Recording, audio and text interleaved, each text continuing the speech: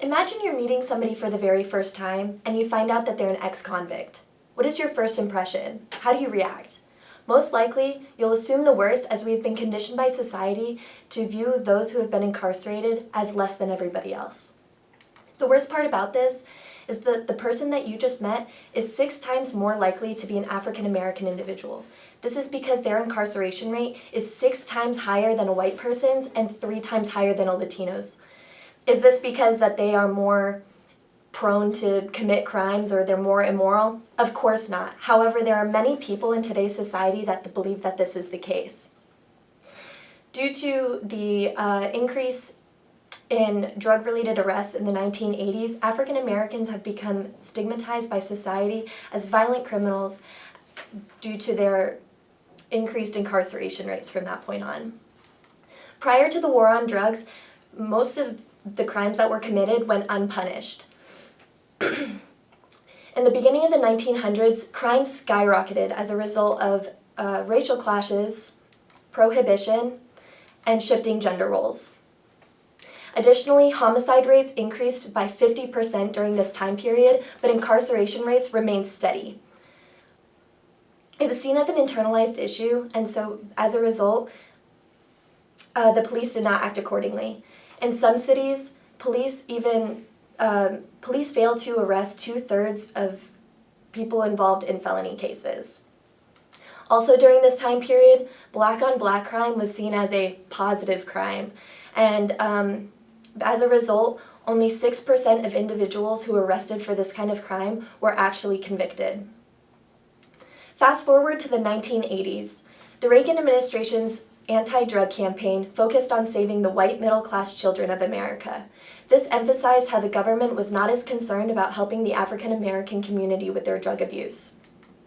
In 1986 alone, $1.7 billion of the annual budget went towards fighting the war on drugs. The militarization of police was a result of this budget allocation, and they inflicted fear and into the community, and so incarceration rates began increasing as a result. Statistically, whites and blacks commit drug-related offenses at the same rate. But incarceration rates are not equal. African Americans are 3 times more likely to be arrested for drug-related crimes.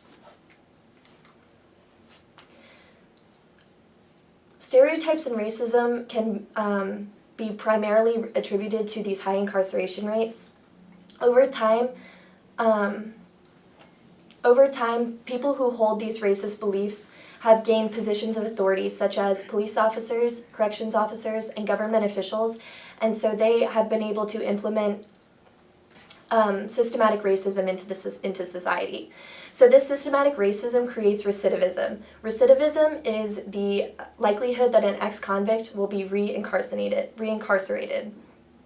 So crime is most prevalent in poverty-stricken communities, and unfortunately, African Americans, 22% of African Americans are below the poverty line in America. So they are more likely to be arrested, and as a result, they cannot reintegrate into society properly. So they are jobless, and they just continue the cycle of poverty and being arrested.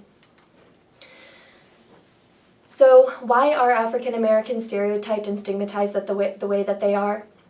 It is because of this systematic racism and their high incarceration rates, primarily due to these old racist beliefs.